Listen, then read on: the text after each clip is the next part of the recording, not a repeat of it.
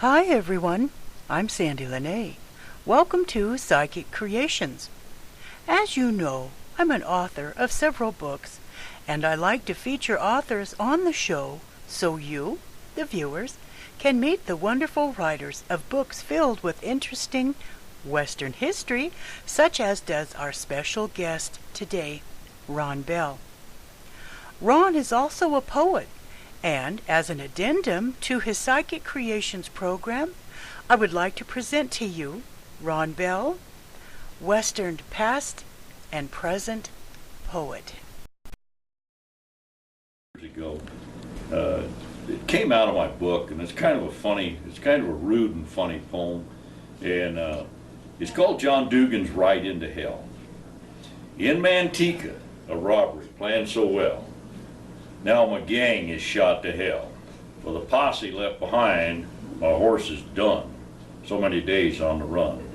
John Dugan is a bad man. Riding out of the trees, I spot a man riding my new horse coming down the road. When he gets close, I draw my gun and I kill him just for fun. I take his horse, money, leave him bleeding on the ground. John Dugan is a bad man. Riding east into the hills, over the mountains, into Nevada on the run. With his gold in my pocket, I head for town.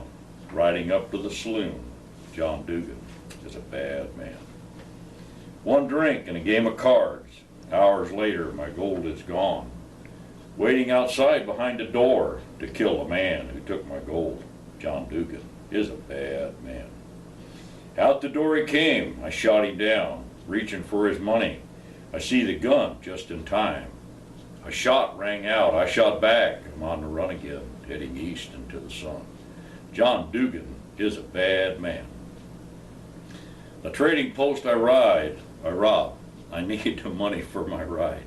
The owner is down, his life leaking on the ground. I have his money and his gun.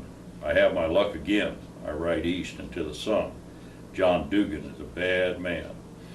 I cross the river late at night. Salt Lake City is my goal, another holdup to be done. I see some dust up ahead, I ride into the brush. When the boys ride past, many horses will I have. John Dugan is a bad man. My luck is good. I'll kill them boys before the dawn. I sneak up the trail unheard by them. Easing back to hammer, I shoot to kill. John Dugan is a bad man. 2 shots ran out. I step forward to view the dead. I hear a noise. I turn to shoot again. I feel a bullet hit my chest. John Dugan is a bad man. My hands feel weak. I sink to my knees. The light is going dim. Damn them boys. Damn my luck. John Dugan is a bad man. Is a dead man. It's a dead man. Is a dead man. That was awesome. Well, anyway, it's kind of funny. I was gonna... I'm going to read a poem about feeding time in my house. And it's about 3 horses, their interaction, and feeding time is always humorous and sometimes chaotic. So anyway, here we go. Feeding time at my house. I open the back door and all heads turn. Diamond talks to me. His hoof strikes the gate. Red is back and forth grinding his teeth. Dandy stands looking, knowing it's about time. I reach the corral to check the feeding tub. Diamond has his tub turned over. Red is tossing the tub into the center of the ring. Dandy stands looking, knowing it's about time. Opening the gate, Diamond looks for a chance to escape. I walk to his tire, turn it over. Diamond lays his ears back at Dandy. Red is still grinding his teeth. All of the tubs back in place. Diamond comes back after chasing Dandy. Red is pawing the fence. Dandy stands just outside of Diamond's reach. I fill the buckets with cubes. Red is pacing back and forth. Diamond strikes the fence. Dandy stands, knowing it's about time. I dump the cubes. Red walks a circle, then comes to eat. Diamond moves into the tire to eat. Dandy gives me a low ruffle, then lowering his head. Now it's time. Oh, fun. These three horses are comical. Diamond is half brother to Dandy. Oh, okay. Mm-hmm.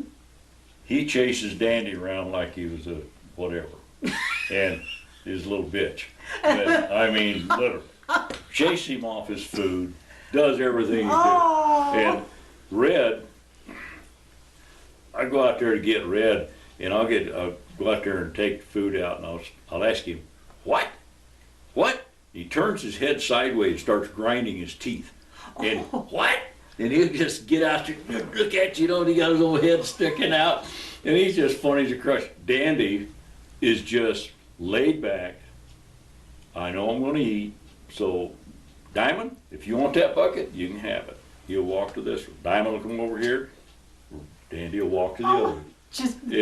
That's the way they go. I'll be darned, how fun. Crazy. How funny is Yeah. that? So anyway. Well, thank you so much for reading that poem. That was awesome. Yeah. We're going to take a couple minutes here and talk about another poem that I wrote. It's called Hoof Beats Sounding. It's kind of an interesting, it was the first year I rode for the Pony Express. Dandy this is the first year I rode him. And a group of people out there, I rode for Nancy Hogarth and Sandy Blair. Some of these people out here, a very interesting part of this poem. Sandy ends up getting lost in the middle of the night, 2, 3 o'clock in the morning, pitch black, can't see your hand in front of your face. And, you know, we kind of worried about that, you know, and she was late, cost us a deal, and I was a little irritated at her. Well, come to find out, she had terminal cancer, brain cancer. So a lot of the stuff that she was doing at that time didn't make any sense. So, and then we've got some other comments in here. This is a story about 5, 6, 7 riders, however many we had out there that night. But what we're going to tell is the story about probably 32 miles, something like this, is where they got involved. I'm going to cough here in a minute. Okay, so I'm going to read this deal. It's called Hoof Beats Sounding, and we're going to go into it. Hoof Beats Sounding, waiting for the mail on the old Pony Express trail. Hoof Beats Sounding, horses talking, the smell of sweat in the air. The mochilla is past, an impatient stomp of the hoof, stirrups filled. Hoof Beats Sounding, another rider down the trail. It's getting dark on the trail, a click of rocks on the shoes, looking hard to pick the path. Hoof Beats Sounding, pushing hard so not to fail. The exchange is coming in the dark of night, next rider waiting. Hoof Beats Sounding, stars are shining, no moon in sight. My time is near, I hear the slap of hoofs on the dirt down the hill around a curve. Hoof Beats Sounding, mochilla past, I'm up, the bit turned loose. Into the night I ride. My time is here, I'll do my part. The mail moves forward. The night is dark, no light in sight. Hoof Beats Sounding, down the hill, into the dry wash, hooves sliding in the sand. The dark is all around me. Out of the wash, my horse smells a friend. The mochilla is past again. Hoof Beats Sounding, off into the night. Hoof Beats Sounding. So that's kind of a little bit I wrote after the 2011 ride, and we're talking about Sandy Blair. She rides down, got lost. We found her at the trailer when we got to her, standing with her back to the trailer, with her horse's reins in her hand, scared to death. She was absolutely ready to have a panic attack.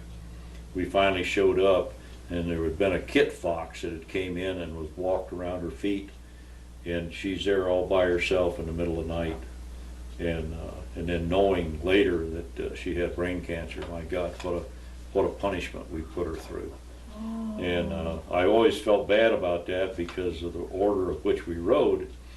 I should have just kept Dandy going. He could have rode the rest of the mileage.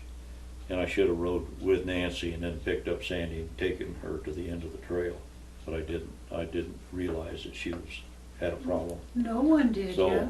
anyway, but this poem here is the first one I wrote, and That's a nice tribute to her. it's kind of an interesting. She played a part in the last poem I wrote, which was The Magic of the Ride. Mm-hmm. It was kind of an inspiration. I kind of felt she was with us on that ride that night. So anyway, pretty cool. That is very cool. Thank you so much for reading your poems for us, Well, for thank Saki you. Creations, and well, we got a nice show out of this too, out of your poetry. Thank you so much. Okay, well, thank you. Yeah.